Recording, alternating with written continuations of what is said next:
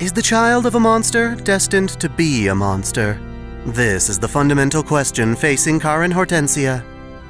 Kire Kotomine is a man of the church, and yet he is inherently evil. Suffering and torment bring him joy, leading this man of God to deem the very concept of pleasure a sin. In a desperate attempt to make himself normal, Kire tries to love a woman named Claudia Hortensia. Deathly ill, with only a scant few years of her life remaining, Claudia gives her heart to Kire and even bears him a child, a daughter they name Karen.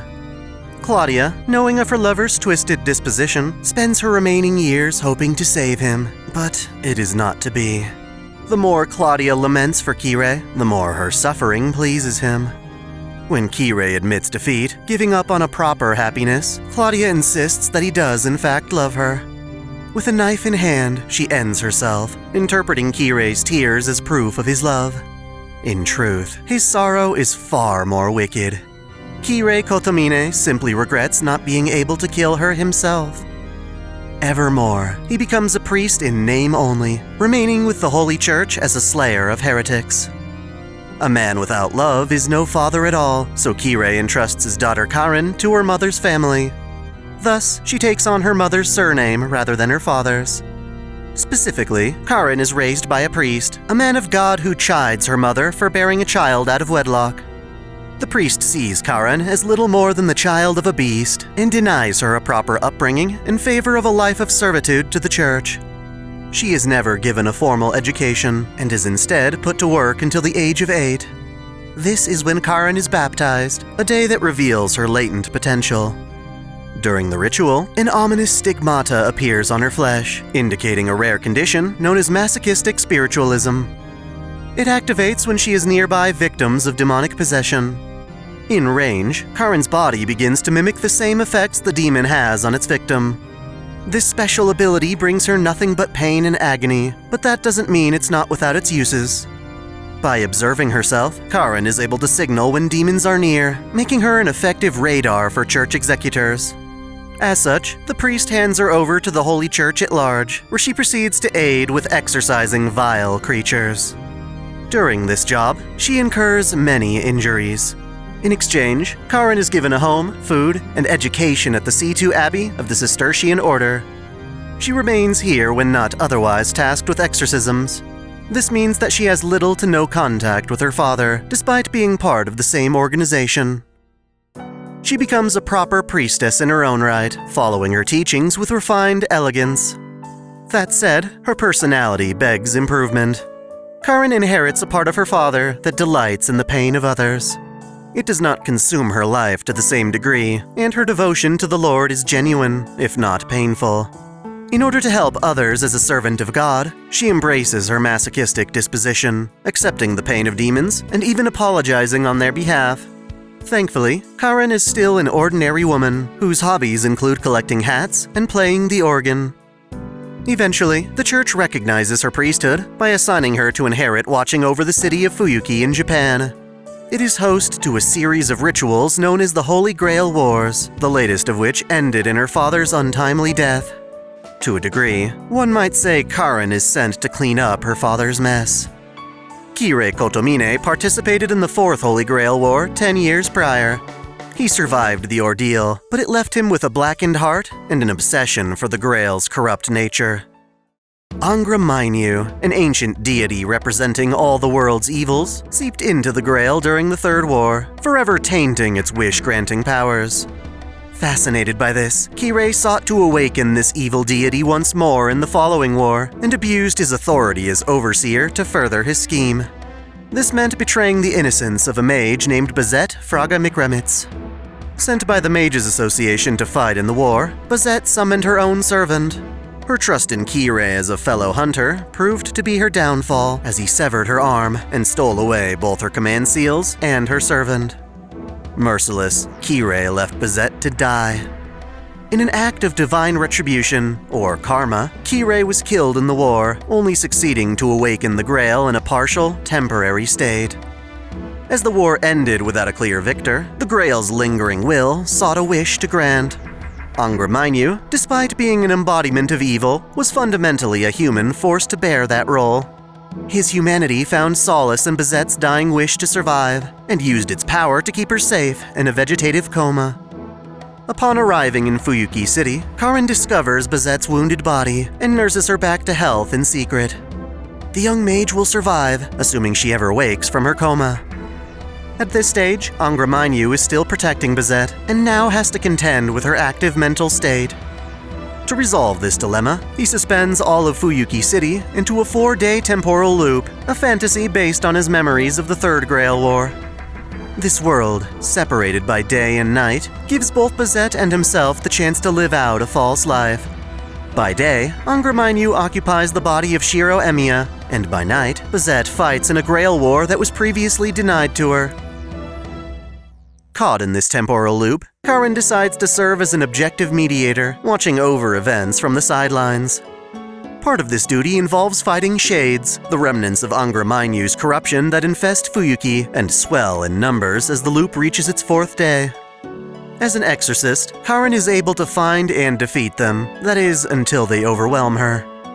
One of the tools in her arsenal is a mystic code called the Shroud of Magdalene, a red cloth that magically binds men. This helps whenever she encounters Angra Mainyu, allowing her to restrain his vessel Shiro. Should Shiro ever get too close to her, his demonic possession by Angra Mainyu can cause her body to sprout disjointed spikes, killing them both. It is a grim outcome, but not one of consequence. Due to the nature of their time loop, she and Shiro will simply reset at the start of the 1st day, regardless of whether they find happiness or despair. Initially, this cycle is favorable to Angra Mainyu, who recognizes that should the time loop end, he will no longer be able to continue enjoying life vicariously through Shiro. This attitude changes when he has the opportunity to converse with Karen.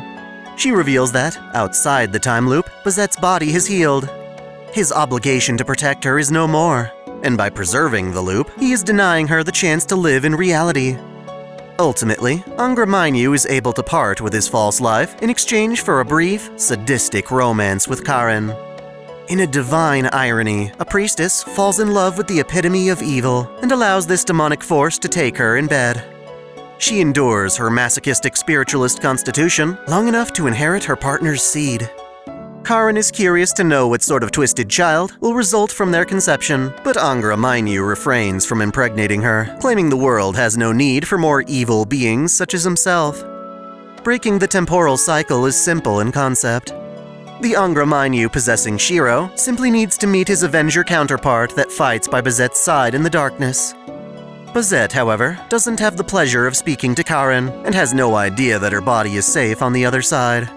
Thus, she clings to the time loop as her only lifeline and doesn't consent to returning to reality until after a profound confrontation with the Grail. In time, Fuyuki is freed from the 4-day loop. Angra Mainyu vanishes, along with Karen's one and only romance.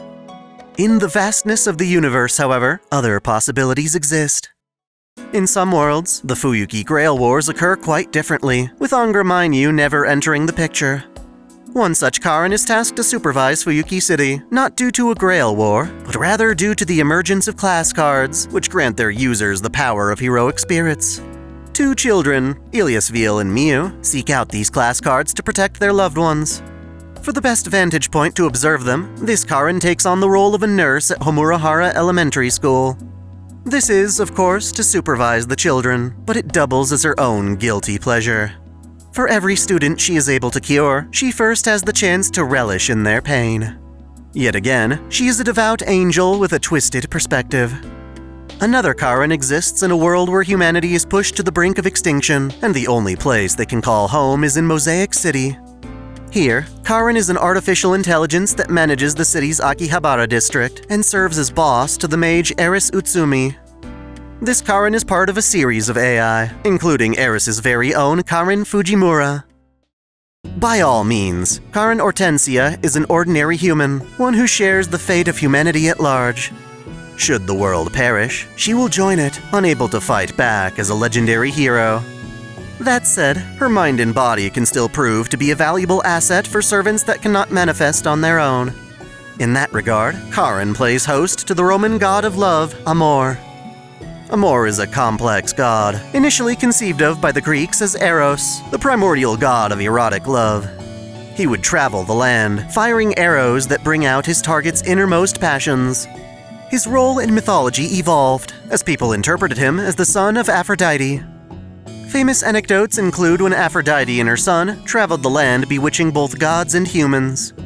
On behalf of the hero Jason, they are responsible for enchanting the young Medea of Colchis into falling for him. It is Eros' arrow that seals Medea's fate. Her peaceful life is forever ruined when she hands Jason her town's treasured golden fleece and fights against her own family to let him escape.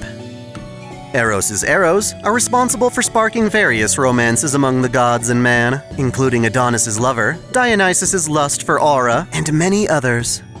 Often, his interference causes chaos and drama, giving Eros a reputation as a troublemaker. One of these iconic dramas depicts Eros' own romance with a human girl named Psyche. In it, Aphrodite becomes jealous of the princess Psyche, as men line up to worship a mere human instead of her. As such, she instructs Eros to shoot an arrow that will make Psyche fall in love with the ugliest of all Earth's creatures. When Eros actually meets Psyche, however, he too falls in love with her and whisks her away to his home. Psyche's sisters, also spurred by jealousy, convince her to betray him. Some versions of the story state that Psyche, upon seeing Eros for the first time, accidentally drips hot oil on him. In order to repent, Psyche pleads to Aphrodite, accepting a series of arduous tasks to prove her love. In return, she is granted immortality and is able to return to Eros in a joyful ending. Because Psyche's name means heart in Greek, this story brings up the idea that love and the heart are two separate things. Eros could control love, but he could not understand it on his own. Later tales of Eros represent him as a blindfolded child, an icon that is adapted into the Roman cherub Cupid, also known as Amor. In some ways, this depicts Cupid as more innocent, such as when he is stung by bees, and cries of how such small creatures can cause him pain, failing to recognize that he is a small god capable of big things. In other ways, Cupid is seen as a demon of fornication when his stories are interpreted by early Christians. Just as he would for the Greeks, Cupid sows chaos by shooting famous Roman figures, forcing them to fall in love with one another. Collectively, these gods, Eros, Cupid, and Amor, sublimate into a compound deity that cannot manifest as a heroic spirit without a human vessel to limit their divinity. As their vessel, Karen considers neither the Greek nor Roman gods to be supreme. Her faith remains with the one God, the Father in heaven. This preference dominates her saint graph, allowing Karen's personality to outweigh her divine counterparts. She calls herself Caren Cupid Hortensia, a missionary of the Holy Spirit who spreads God's love unconditionally. Her goal is a utopia, a world without conflict, where she presides over all as a benevolent dictator.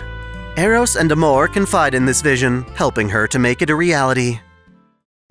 Karen manifests in the modern era on Valentine's Day. When this festival of love is celebrated, even when humanity is fighting to survive, humanity's combined sentiments gather to form a holy grail, which in turn calls out Amor. Karen emerges at the Chaldea Security Organization's base in the Wandering Sea. Due to the similarity in their legends, she is able to partition her saint graph, allowing for both Amor and Eros to emerge in separate bodies. Together, they form the triple goddesses of love. Taking advantage of an unoccupied room at the facility, they establish their Chaldea Dominion headquarters. Inside, they construct a chocolate factory and begin to produce sweets that bring people happiness by stripping away their other emotions. Some would interpret this happiness as akin to brainwashing, as a person may not be truly whole without all their emotions. Karen, however, sees this as the perfect opportunity to spread God's love throughout Chaldea. The only catch is that, when isolating people's happiness, the remaining negative emotions take the form of bitter shadows that attack Chaldea's residents. Upgrading Amor's bow and arrows into a bazooka, Karen sets out to purify these bitter shadows with shots of God love. In order to gather materials for her shots, Karen teams up with Chaldea's master, Ritsuka Fujimaru, forming a temporary contract. In battle, Karen uses a variety of weapons, from her bazooka to her more traditional bow and arrow. The shroud she used in life, the Shroud of Magdalene, manifests as the more universal Shroud of Valentinus, which binds her enemies together. Her noble phantasm is the greatest hits, calling agape, universal, free, infinite love.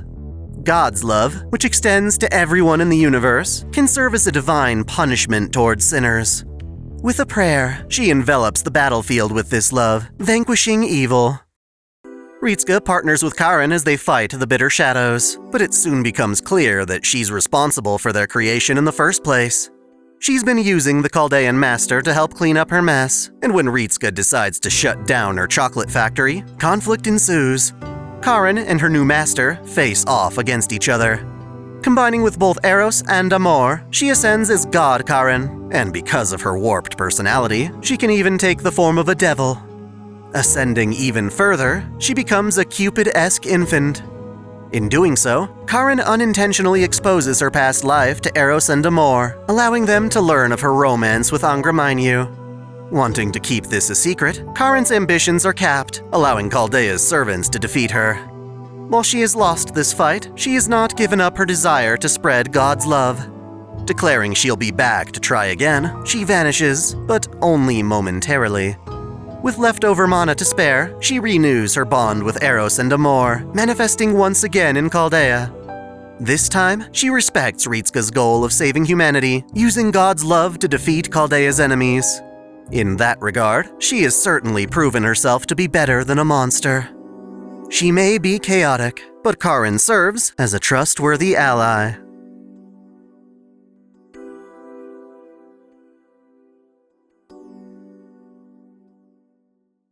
Thanks for watching! If you enjoy this channel, help us grow by liking, commenting, sharing the video, subscribing to OtakuDaiKun, and most of all, smashing that notification bell so you don't miss out on all of our anime discussion, lore, or Let's Play content. You can support us directly through Patreon, Subscribestar, or our YouTube membership, all of which come with benefits like exclusive vids and early access. As always, celebrate your fandom! I want to give a special shout out to all my $10 and up supporters: VideoGamer75, Stephen Elak, Samuel Gersten, The Nonchalant Ostrich, Otaku Mom, Jens Bauman, Mystic Samurai 1983, Olympian Doll, Lord Omagoden, Freebrick, RNGer Shuffles 1498, Alexis Yukio Gomez Yamato, Link Pendrago, King Kobo, Observer Bellis, Flash Daniel, Eldon Yarbrough, James Hewitt, Uncanny EXP, Zamas Autonomous, Matthew McAfee, Game King 352, Caitlin P., Vladimir Ovna, Succubus Sakura, Norm Ace, Jonathan Badua, The Taz 96, President Irina Vladimirovna Putina, Maxwell's Demon, Kengo X77, SF Giants fan Mike, and Akakaze Yume. Thank you all so much.